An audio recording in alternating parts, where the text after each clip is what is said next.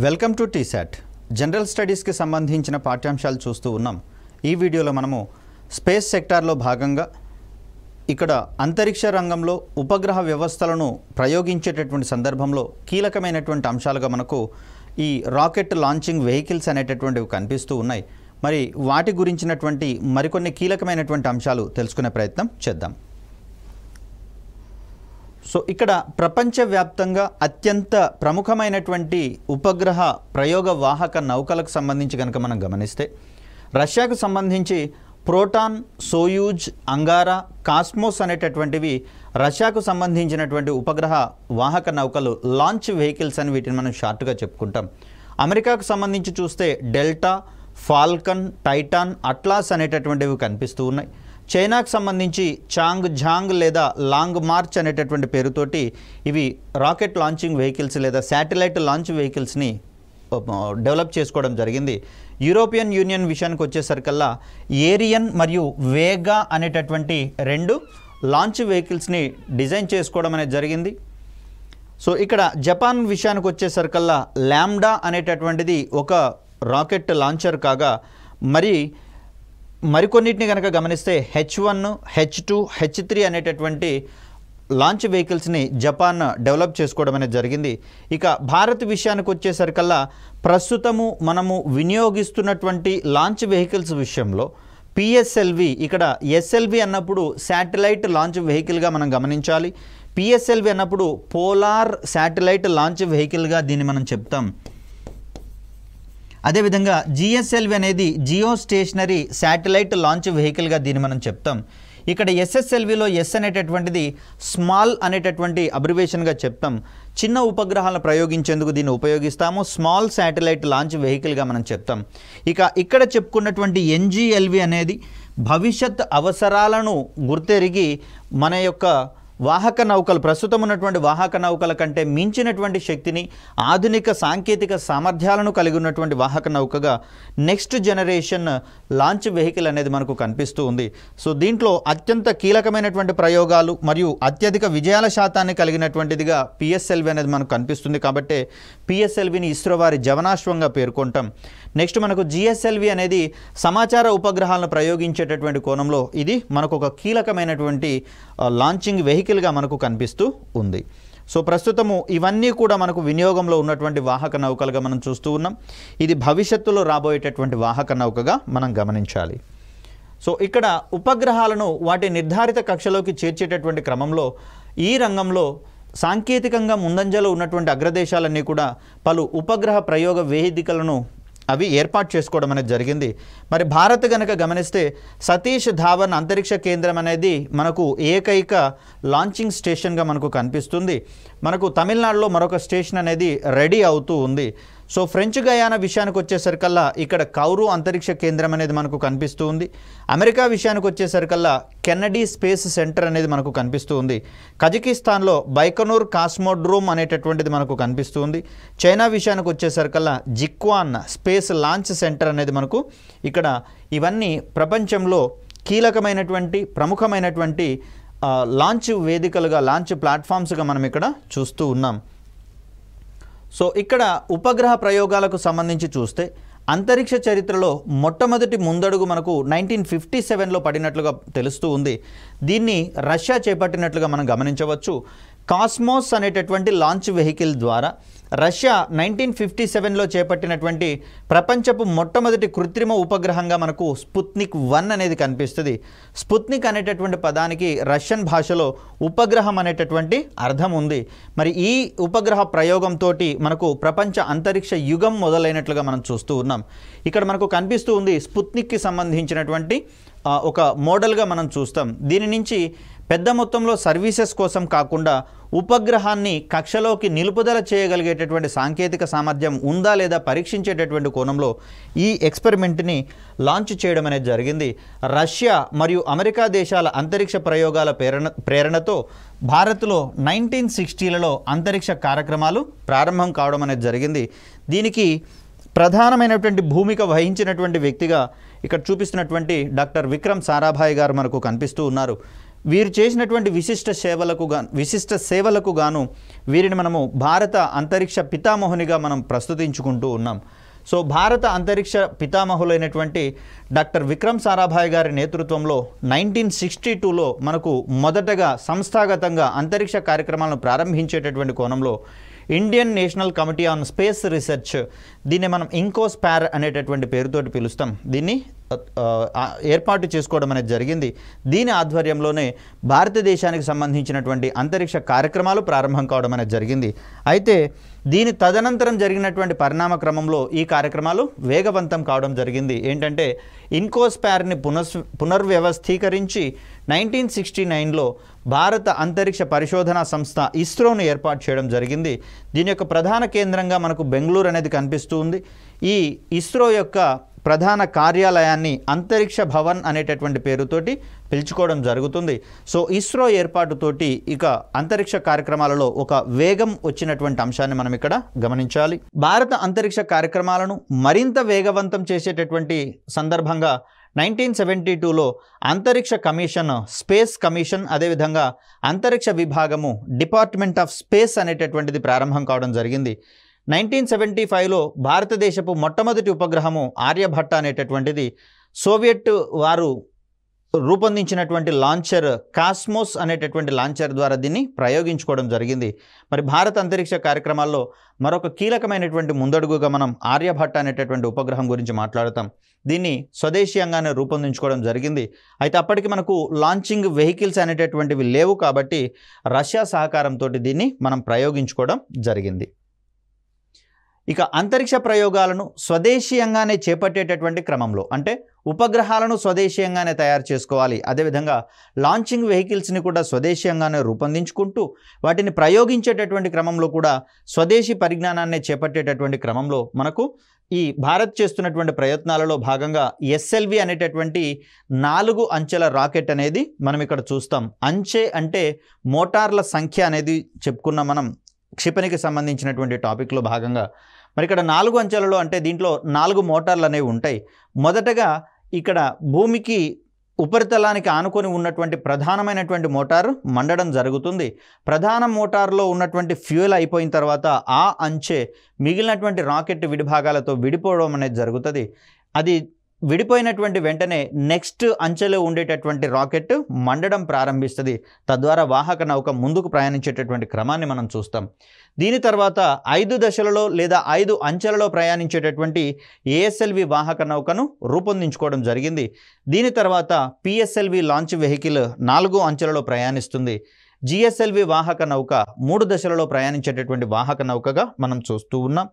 ఇక్కడ ఎస్ఎల్వి విషయానికి వచ్చేసరికల్లా దీనికి సంబంధించినటువంటి మొట్టమొదటి ప్రయోగము 1979లో చేపట్టడం జరిగింది. ఇది ప్రయోగ దశలు అంటే ఇక్కడ ప్రయాణించేటటువంటి దశలకు సంబంధించి చూస్తే 4 దశలలో ప్రయాణిస్తుంది. ఈ ఎస్ఎల్వి ద్వారా రిమోట్ సెన్సింగ్ అవసరాల కోసం ఉద్దేశించబడినటువంటి రోహిణి శ్రేణి ఉపగ్రహాలను ప్రయోగించడం జరిగింది. ఇక రెండవ ప్రయోగ వాహక నౌక లేదా రెండవ తరం ప్రయోగ వాహక నౌకకు సంబంధించి చూస్తే దీన్ని మనం ఏఎస్ఎల్విగా చెప్తూ ఉన్నాం. మొదటి ప్రయోగం 1987లో దీన్ని చేపట్టడం జరిగింది. ఇది 5 అంచెలలో ప్రయాణించేటటువంటి వాహక నౌక. దీని ద్వారా స్ట్రెచ్డ్ రోహిణి శాటిలైట్ సిస్టమ్ అనేటటువంటి శ్రేణి ఉపగ్రహాలను ప్రయోగించడం అనేది జరిగింది. మళ్ళీ చెప్పనా, ఏఎస్ఎల్వి ద్వారా 1987లో దీని యొక్క మొదటి ప్రయోగం జరగడం చూస్తూ ఉన్నాం. ఇది 5 అంచెలలో ప్రయాణించేటటువంటి వాహక నౌకగా కనిపిస్తూ ఉంది. వీటి ద్వారా స్ట్రెచ్డ్ రోహిణి శాటిలైట్ సిస్టంలోని ఉపగ్రహాలను ప్రయోగించడం అనేది జరిగింది. నెక్స్ట్ మనం మాట్లాడుకోవాల్సింది అత్యంత కీలకమైనటువంటి ఉపగ్రహము, ఇస్రో వారి జవనాశ్వంగా దీన్ని మనం చూస్తాం. పిఎస్ఎల్వి అనేటటువంటి రాకెట్ లాంచింగ్ వెహికల్ని మనము 1993లో మొదటి ప్రయోగాన్ని జరుపుకున్నాం. ఇది 4 అంచెలలో ప్రయాణించేటటువంటి వాహక నౌక కాగా వీటిలో పేరులో కనిపిస్తుంది మనకు పోలార్ అని, ధ్రువ కక్షలలోకి ఉపగ్రహాలను ప్రయోగించే కోణంలో దీన్ని రూపొందించుకోగా వీటి సహాయంతో రిమోట్ సెన్సింగ్, భూపరిశీలన ఉపగ్రహాలు, వీటితో పాటుగా కమ్యూనికేషన్ ఉపగ్రహాలను భూస్థిర కక్షలలో కూడా ప్రయోగించేటటువంటి క్యాపబిలిటీ పిఎస్ఎల్వికి ఉన్నట్లుగా మనం గమనిస్తూ ఉన్నాం.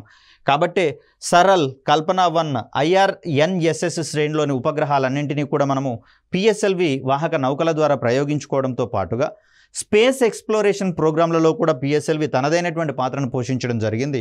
దీంట్లో భాగంగా చంద్రయాన్-1, మంగళయాన్ అనేటటువంటి ఉపగ్రహాలను ప్రయోగించుకునేటటువంటి ప్రయత్నం చేశాం. ఇక నెక్స్ట్ది మనం చెప్పుకోవాల్సినటువంటిది జిఎస్ఎల్వి లాంచ్ వెహికల్. దీని యొక్క మొదటి ప్రయోగం 2001లో చేపట్టడం జరిగింది. ఈ వాహక నౌక 3 అంచెలలో ప్రయాణించేటటువంటి సందర్భాన్ని చూస్తూ ఉన్నాం. సమాచార ప్రసార కార్యక్రమాల కోసం ఉద్దేశించబడినటువంటి కమ్యూనికేషన్ ఉపగ్రహాలను దీని ద్వారా ప్రయోగించేటటువంటి అవకాశం ఉంది. మోరోవర్ ఈ ఉపగ్రహాలను భూస్థిర కక్షలలోకి ప్రయోగించే ప్రయత్నం చేస్తాం. ఇక ఎస్ఎస్ఎల్వి అనేటటువంటి మరొక వెరీ రీసెంట్గా జరిగినటువంటి అడ్వాన్స్మెంట్లో దీన్ని రూపొందించడం అనేది జరిగింది. ఇది 3 అంచెలలో ప్రయాణించేటటువంటి వాహక నౌకగా మనకు కనిపిస్తూ ఉంది. 2019లో దీని యొక్క మొదటి ప్రయోగం జరిగినట్లుగా మనం చూడవచ్చు. ఇప్పటి వరకు కేవలం 3 ప్రయోగాలు మాత్రమే చేపట్టడం జరిగింది, అభివృద్ధి ప్రయోగాలు జరిగాయి. దీంట్లో చేపట్టినటువంటి మొదటి అభివృద్ధి ప్రయోగం విఫలమైంది. తదుపరి జరిగిన 2 అభివృద్ధి ప్రయోగాలు సక్సెస్ కావడం అనేది జరిగింది. సో దట్ ఇక మీదటి నుంచి ఎస్ఎస్ఎల్వి యొక్క ఆపరేషనల్ లాంచింగ్స్ అనేటటువంటివి ప్రారంభం కావడం అనేది జరుగుతుంది.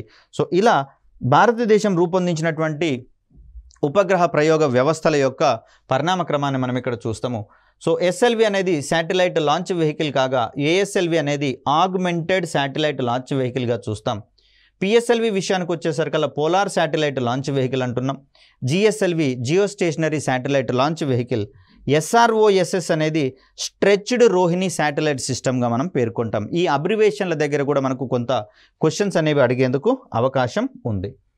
ఇక్కడ భారత అంతరిక్ష కార్యక్రమాల చరిత్రలో అత్యధిక విజయాలు నమోదు చేసినటువంటి లాంచింగ్ వెహికల్గా, అత్యధిక ప్రయోగాలు చేపట్టినటువంటి లాంచింగ్ వెహికల్గా మనకు పిఎస్ఎల్వి అనేది కనిపిస్తుంది. కాబట్టి పిఎస్ఎల్విని వర్కింగ్ హార్స్ ఆఫ్ ఇస్రో వారి జవనాశ్వంగా మనము ఖ్యాతి గడించేటటువంటి అంశాలలో పిఎస్ఎల్విని చూస్తాం, పోలార్ శాటిలైట్ లాంచ్ వెహికల్గా. ఇక్కడ మనకు పటంలో కనిపిస్తూ ఉంది పోలార్ శాటిలైట్ లాంచ్ వెహికల్గా మనం చెప్తూ ఉన్నాం. ఇక్కడ ఇది 4 దశలలో ప్రయాణిస్తుందని చెప్పేసి చెప్పుకున్నాం. ఇక్కడ జాగ్రత్తగా గమనిస్తే మనకు ఇండియా అనేటటువంటి పేరుతో ఉన్న వైట్ పోర్షను ప్లస్ ఇక్కడ ఎగువ భాగంలో ఉన్నటువంటి ఇక్కడి వరకు మనకు దీని దిగువ వరకు ఉన్నటువంటిది మొదటి దశగా లేదా మొదటి అంచెగా చెప్తాం. సో ఇది ఫస్ట్ ఫేజ్గా మనం చెప్తాం లేదా ఫస్ట్ స్టేజ్గా మనం చెప్తాం.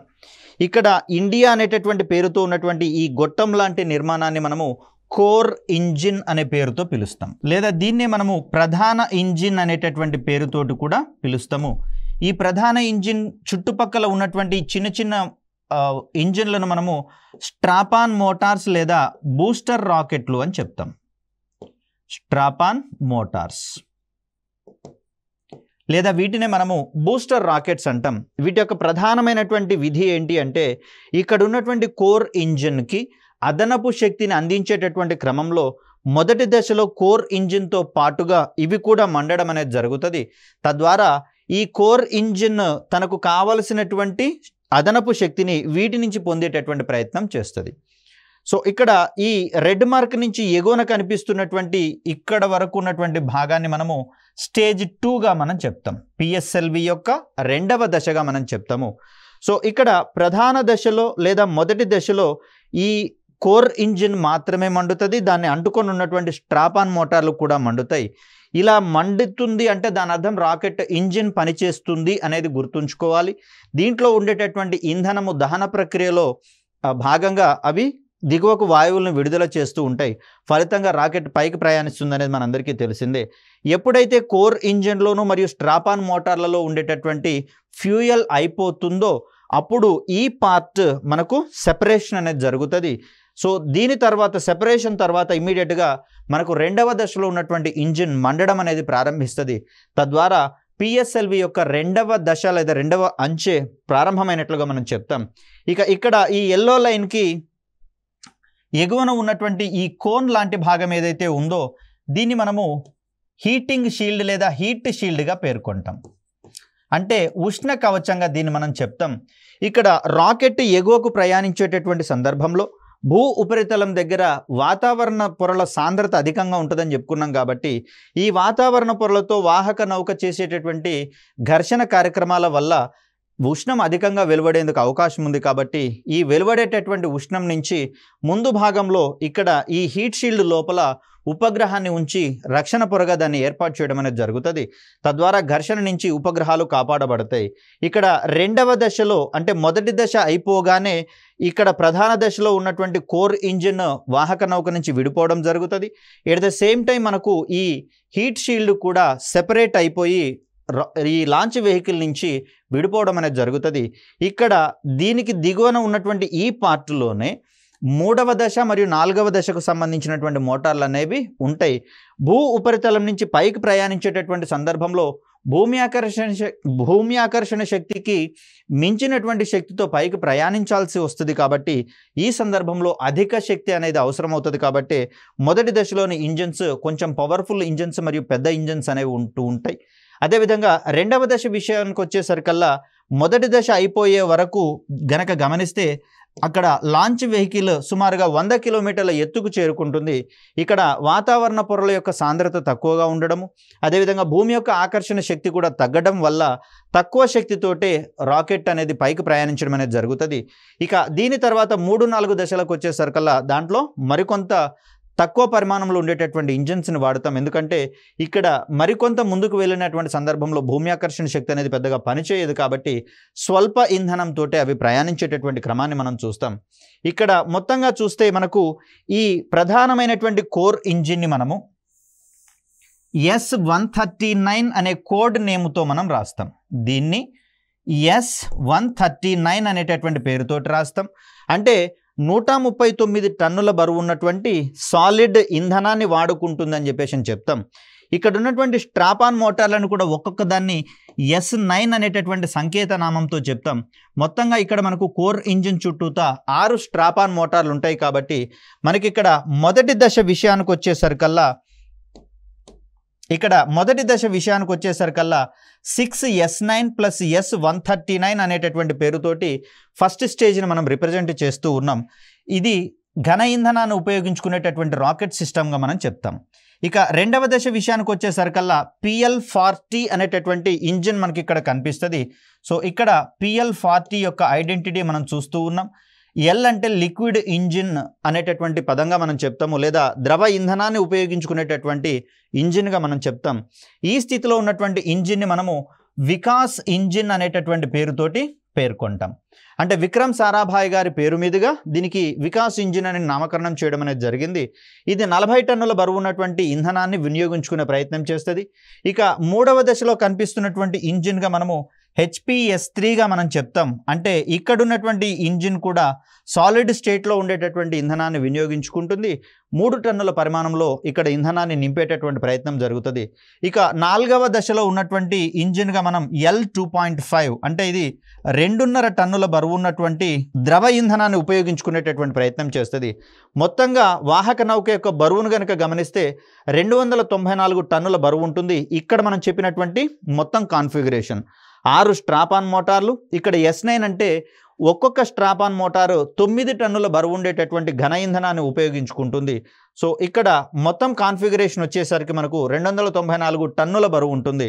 అంటే 2,94,000 కిలోల బరువు అనేది మనకి ఇక్కడ కనిపిస్తూ ఉంది. ఓవరాల్గా వాహక నౌక యొక్క మొత్తం బరువు 44 మీటర్లు ఉంటుంది. వ్యాసం వచ్చేసరికల్లా 2.8 మీటర్ల వ్యాసం అనేది కనిపిస్తుంది. ఇక్కడ హీట్ షీల్డ్ అనేటటువంటిది మనకు 3.2 మీటర్స్ డయామీటర్ అనేది వ్యాసాన్ని కలిగి ఉంటున్నట్లుగా మనం చూస్తాం. 4 stage launch vehicle multiple satellites అంటే ఒకే ఒక ప్రయోగంలో మనకు బహుళ ఉపగ్రహాలను కూడా ప్రయోగించగలిగేటటువంటి క్యాపబిలిటీ PSLVకి ఉన్నట్లుగా మనం చూస్తూ ఉన్నాం. దీనితో పాటుగా కాలానుగుణంగా వచ్చినటువంటి సాంకేతిక అభివృద్ధిలో భాగంగా ఒకటే లాంచ్ వెహికల్ నుంచి 2 వేర్వేరు కక్షలలోకి ఉపగ్రహాలను ప్రయోగించగలిగేటటువంటి సాంకేతిక సామర్థ్యం కూడా మనకు వచ్చినట్లుగా మనం చూస్తూ ఉన్నాం. సో ఇక్కడ GTO అంటే భూస్థిర కక్షల విషయానికి వచ్చేసరికల్లా 1200 కిలోల బరువు ఉన్నటువంటి ఉపగ్రహాలను భూస్థిర కక్షలలోకి ప్రయోగించగలుగుతుంది. అదేవిధంగా 1700 టన్నుల బరువు ఉన్నటువంటి ఉపగ్రహాలను SSPOలోకి ప్రయోగించగలిగేటటువంటి సామర్థ్యము PSLVకి ఉన్నట్లుగా మనం ఇక్కడ చూస్తూ ఉన్నాం. సో ఇక్కడ మనకు చూడాలి, ఇక్కడి నుంచి ప్రారంభమైనటువంటి లాంచ్ వెహికల్ ఇక్కడ పారాబోలిక్ పథంలో ప్రయాణిస్తూ ఎక్కడైతే నిర్దిష్ట కక్షలో చేర్చాలో లేదా బదిలీ కక్షకు చేర్చాలో అక్కడికి వచ్చిన తర్వాత ఉపగ్రహాన్ని అక్కడ వదిలివేసి 4వ దశ అనేది దాని నుంచి విడిపోవడం అనేది జరుగుతుంది. సో ఇలా మనం ప్రయోగాన్ని చేపడుతూ ఉంటాం. ఇక్కడ హీట్ షీల్డ్ లోపల ఉన్నటువంటి ఉపగ్రహాన్ని మనం ఇక్కడ గమనించవచ్చు. ఇది PSLV C54కి సంబంధించినటువంటి ఒక ప్రయోగంగా మనం చూస్తూ ఉన్నాం. సో ఇలా మనకు వాహక నౌక యొక్క ట్రాజెక్టరీ అనేది ముందుగానే నిర్ధారించబడుతుంది. ఒకవేళ ప్రయాణించేటటువంటి సందర్భంలో ఈ ట్రాజెక్టరీకి కాస్త అటో ఇటుగానో వాహక నౌక కనుక ప్రయాణించినట్లయితే దీంట్లో ఉన్నటువంటి క్లోజ్డ్ లూప్ సిస్టమ్, అదేవిధంగా ఇనర్షియల్ నావిగేషన్ సిస్టమ్ అనేటటువంటి 2 వ్యవస్థలు ఆ ప్రయాణ పదంలో ఏర్పడినటువంటి మార్పులను క్లియర్ కట్గా కరెక్షన్ చేసేటటువంటి ప్రయత్నం చేస్తాయి. ఒకవేళ అవి గనక కరెక్షన్ కాలేదనుకుంటే ఆటోమేటిక్గా లాంచ్ వెహికల్ని పేల్చివేసేటటువంటి ప్రయత్నం చేస్తారు. ఇక PSLVకి ఉన్నటువంటి దశలలో భాగంగా ఎన్ని రకాలైనటువంటి మనకు లాంచ్ వెహికల్స్ ఉన్నాయి అనేది మనకు డిపెండ్ అవుతూ ఉంది. సో ఇక్కడ ఈ స్టేజ్ల వారీగా మనం ఇంధనాలకు సంబంధించినటువంటి అంశాలను ఒకసారి పరిగణించే ప్రయత్నం చేద్దాం. మొదటి దశలో ఘనస్థితిలో ఉండేటటువంటి HTPB ఇంధనాన్ని వినియోగించుకునేటటువంటి ప్రయత్నం చేస్తాం. సో HTPB అంటే హైడ్రాక్సిల్ టర్మినేటెడ్ పాలీ బ్యూటడైన్గా దీన్ని మనం చెప్తాం, HTPB. సో ఇదే ఇంధనాన్ని మనము 1వ దశలోను 3వ దశలోను వినియోగించేటటువంటి ప్రయత్నం చేస్తూ ఉన్నాం. ఇది ఘనస్థితిలో ఉండేటటువంటి ఇంధనాన్ని వాడుకుంటాయి ఈ 2 దశలలో ఉన్నటువంటి మోటార్స్. ఇక 2వ దశలో ఉండేటటువంటి ఇంధనాన్ని మనము UDMH లేదా UH-25గా మనం పేర్కొంటాం. దీన్ని అన్సిమెట్రికల్ డై మిథైల్ హైడ్రజీన్గా దీన్ని మనం చెప్తాం. జాగ్రత్త అండి, ఇది హైడ్రోజన్ అని పొరపాటు పడేందుకు అవకాశం ఉంది. ఇక్కడే మనకు పేరు మార్చి మనల్ని కన్ఫ్యూజ్ చేసి ఎగ్జామ్లో అడిగేటటువంటి ప్రయత్నం చేస్తారు. సో ఇది హైడ్రోజన్ కాదు, హైడ్రజీన్, అన్సిమెట్రికల్ డైమిథైల్ హైడ్రజీన్గా దీన్ని మనం చెప్తాం. ఇక UH-25 అంటే 75% ఏమో అన్సిమెట్రికల్ డైమిథైల్ హైడ్రజీన్ని కలిపి దీనికి అదనంగా 25% మనకు మిథైల్ హైడ్రజీన్ని హైడ్రజీన్ హైడ్రేట్ని యాడ్ చేసేటటువంటి ప్రయత్నం చేస్తారు. ఇక్కడ UH-25 అంటే 75% వరకు అన్సిమెట్రికల్ డైమిథైల్ హైడ్రజీన్ని ఉంచుతారు. మిగిలినటువంటి 25% అయితే ఉందో దీన్ని హైడ్రజీన్ హైడ్రేట్ అనేటటువంటి దాన్ని కలిపే ప్రయత్నం చేస్తారు. సో అలా మనకు అన్సిమెట్రికల్ డైమిథైల్ హైడ్రజీన్ 75%, హైడ్రజీన్ హైడ్రేట్ ఇది 25%, మొత్తంగా కలిపితే దీన్ని మనము UH-25గా చెప్తాం. UDMH కంటే మించినటువంటి శక్తిని అందించేటటువంటి ఇంధనంగా మనకి ఇది కనిపిస్తూ ఉంది. ఇది ద్రవ స్థితిలో ఉండేటటువంటి ఇంధనం. ఈ ఇంధనాన్ని వాడుకునేటటువంటి ఇంజిన్గా మనము వికాస్ ఇంజిన్ని పేర్కొంటాం. విక్రమ్ అంబాలాల్ సారాభాయ్ గారి పేరు మీదుగా దీనికి వికాస్ అనేటటువంటి నామకరణం చేయడం జరిగింది. ఇక 3వ దశలో HTPB అంటున్నాం. 4వ దశలో కూడా ద్రవ స్థితిలో ఉన్నటువంటి మోనో మిథైల్ హైడ్రజీన్ అనేటటువంటి దాన్ని ఇక్కడ వాడతాము. సో ఇక్కడ జాగ్రత్తగా గమనిస్తే PSLV కంటే ముందున్నటువంటి వాహక నౌకలైనటువంటి SLV, ASLV 2 కూడా పూర్తిగా ఘన ఇంధనాన్ని ఉపయోగించుకునేటటువంటి వాహక నౌకలు కాగా మనకు PSLVలోనే మొదటిసారిగా ద్రవ ఇంధనాన్ని వాడుకునేటటువంటి సౌలభ్యం ఏర్పడింది. కాబట్టి మొట్టమొదటిసారిగా ద్రవ ఇంధనాన్ని వాడినటువంటి వాహక నౌకగా PSLVకి పేరు అనేది రావడం జరిగింది. మరి వీటితో పాటుగా GSLVలో కూడా ద్రవ ఇంధనాన్ని వాడతాము. సో ఆ క్రమంలో క్రింది వానిలో ద్రవ ఇంధనాన్ని వాడుతున్నటువంటి వాహక నౌకలు ఏవి అన్నప్పుడు మనం PSLV, GSLVలని ద్రవ ఇంధనం వాడుతున్నాం కాబట్టి ఆప్షన్గా తీసుకుంటాం.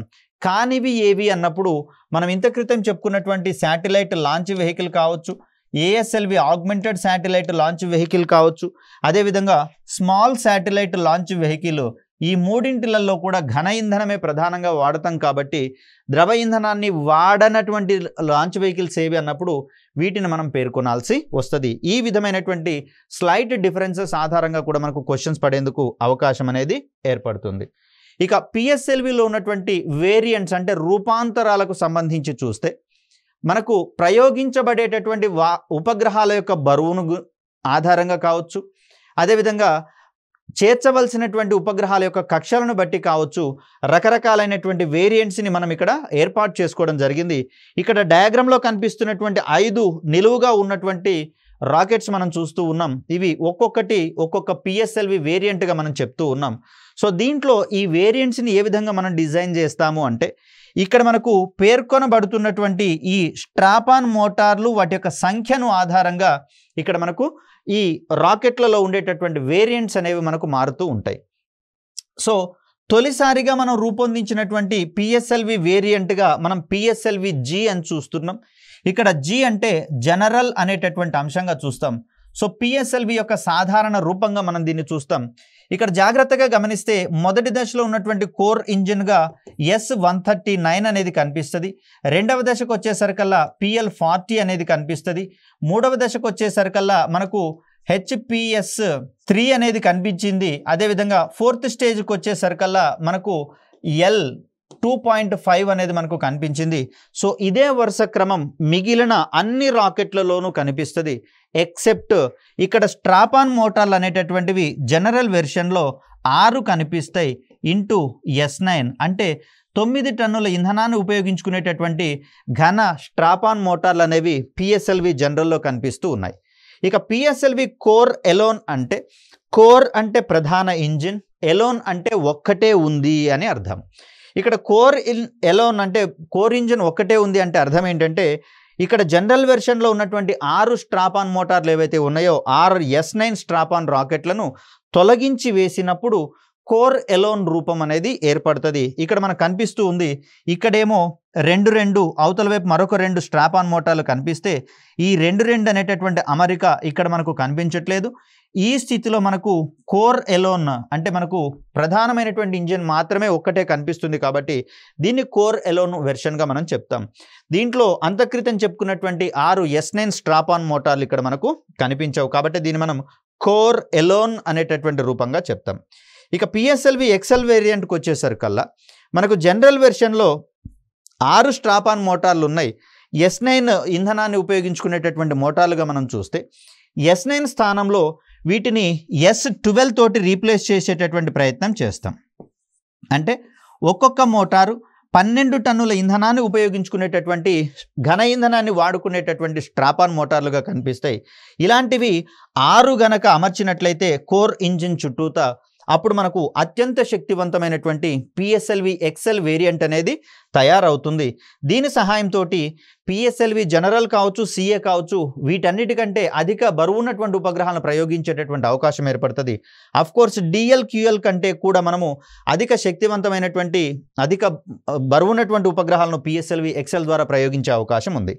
ఇక పిఎస్ఎల్వి డిఎల్ క్యూఎల్ విషయాలకు వచ్చేసరికల్లా వీటిలలో కూడా S12 స్ట్రాపాన్ మోటార్లు అనేవి కనిపిస్తూ ఉంటాయి. క్యూఎల్లో కూడా మనకు S12 స్ట్రాపాన్ మోటార్లు అనేవి కనిపిస్తూ ఉంటాయి.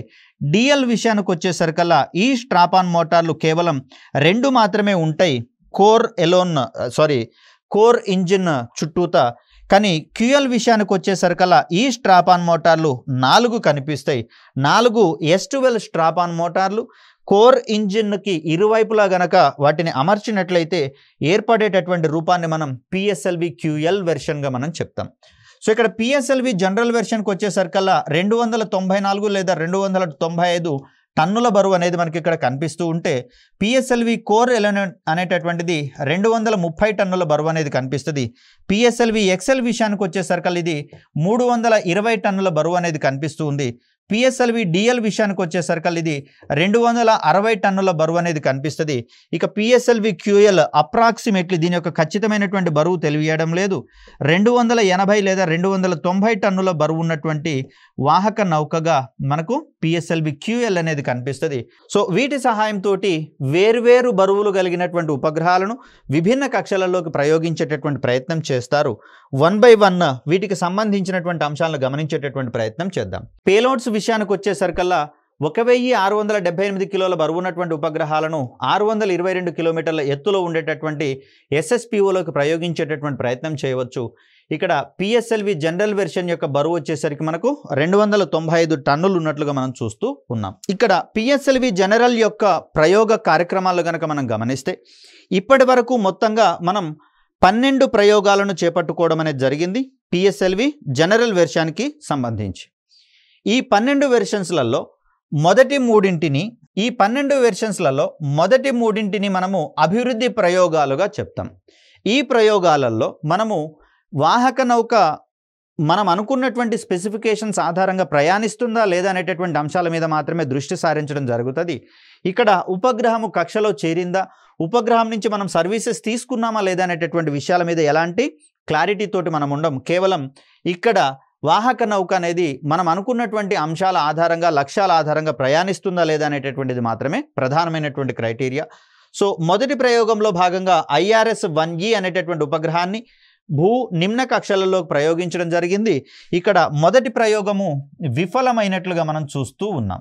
సో అవుట్ ఆఫ్ 12 ప్రయోగాలలో మొదటి ప్రయోగం ఫెయిల్యూర్. మిగిలినటువంటి దాంట్లలో ఇక్కడ రెండవది సక్సెస్ఫుల్గా ప్రయోగించాం, మూడవది కూడా సక్సెస్ఫుల్గా ప్రయోగించాము. PSLV D2 D3 అనేవి 1994-96లలో ప్రయోగించడం. వీటితోటి IRS-P2 IRS-P3 అనేటటువంటి ఉపగ్రహాలను ప్రయోగించాం. SSPOలోకి 2 ప్రయోగాలు సక్సెస్. ఇక డెవలప్మెంట్ ప్రయోగాలు అయిన తర్వాత C1 అనేటటువంటి కోడ్ నేమ్ అన్నిటికీ కనిపిస్తుంది చూడండి. దీన్ని మనము కంటిన్యూయస్ అంటాం. అంటే PSLV యొక్క కొనసాగింపు కార్యక్రమాలుగా వీటిని మనం చెప్తాము. డెవలప్మెంట్ ప్రయోగాలు అయిన తర్వాత కొనసాగింపు కార్యక్రమాలు 1 నుంచి స్టార్ట్ అయినాయి. 1, 2, 3, 4, 5, 6, 7 ఇక్కడ 7 వరకు వరుసగా జనరల్ వెర్షన్లో మనకు లాంచింగ్స్ అనేవి కనిపిస్తూ ఉన్నాయి. దీని తర్వాత PSLV C16 మరియు PSLV C35 ఇవి 2 మాత్రమే జనరల్ వెర్షన్గా మనం చూస్తూ ఉన్నాం. చివరిసారిగా PSLV జనరల్ వెర్షన్ని 2016లో ప్రయోగించుకోవడం జరిగింది. ఈ ప్రయోగం తర్వాత PSLV జనరల్ని రిటైర్మెంట్ ప్రకటించడం అనేది జరిగింది. సో దీంట్లో భాగంగా చివరగా SCATSAT-1 అనేటటువంటి ఉపగ్రహాన్ని ప్రయోగించుకున్నాం. ఇక్కడ టోటల్గా చూస్తే PSLV జనరల్ వెర్షన్ ద్వారా 29 ఉపగ్రహాలు మనం ప్రయోగించుకోగా దీంట్లో స్వదేశీ ఉపగ్రహాలు 17, విదేశీ ఉపగ్రహాలుగా మనకు 12 అనేవి కనిపిస్తూ ఉన్నాయి. మొదటిసారిగా విదేశీ ఉపగ్రహాలను ఏ వాహక నౌక ద్వారా ఏ సందర్భంలో ప్రయోగించారు అంటే PSLV C2 ద్వారా మే 26, 1999లో మొదటి ప్రయోగం జరిగింది. ఇక్కడ మనకు అన్ని కార్యక్రమాలలోనూ ప్రధానంగా భారతీయ ఉపగ్రహము, దానితోటి అవసరమైనటువంటి సందర్భాలలో విదేశీ ఉపగ్రహాలను కో ప్యాసింజర్ పేలోడ్స్గా ప్రయోగించడం అనేది జరిగింది. ఇక్కడ ఎక్స్క్లూజివ్లీ మెట్సాట్ అనేటటువంటి ఉపగ్రహం ఒక్కదాన్నే ప్రయోగించినాం. ఇక్కడ దిగువన కనుక గమనిస్తే IRS-P6 దీన్నే రిసోర్స్ శాట్ 1 అనేటటువంటి పేరుతోటి పిలుస్తూ ఉన్నాం. సో ఇలా మనకు పూర్తిగా భారతీయ ఉపగ్రహాలను ప్రయోగించేటటువంటి ఉపగ్రహ ప్రయోగాలను స్వదేశీ కార్యక్రమాలుగా మనం చెప్తూ ఉంటే, విదేశీ ఉపగ్రహాలతో కూడినటువంటి కార్యక్రమాలను వాణిజ్య ప్రయోగాలుగా మనం చెప్పుకుంటూ ఉంటాం. వీటి వల్ల విదేశీ మారక ద్రవ్యం కూడా మనకు సమకూరేటటువంటి అవకాశం ఉంది. సో అలా PSLV జనరల్ అనేది ప్రస్తుతం పనిచేయడం లేదు. మొత్తం రూపాలు 5 అయితే పనిచేస్తున్నటువంటి ప్రస్తుత రూపాలు కేవలం 4 మాత్రమే. సో ఇక్కడ PSLV జనరల్ని రిటైర్ చేయించడం జరిగింది 2016 నుంచి. మరి మిగిలిన రూపాలకు సంబంధించినటువంటి అంశాలను నెక్స్ట్ వీడియోలో గమనించే ప్రయత్నం చేద్దాం. అప్పటి వరకు సెలవు. ధన్యవాదాలు.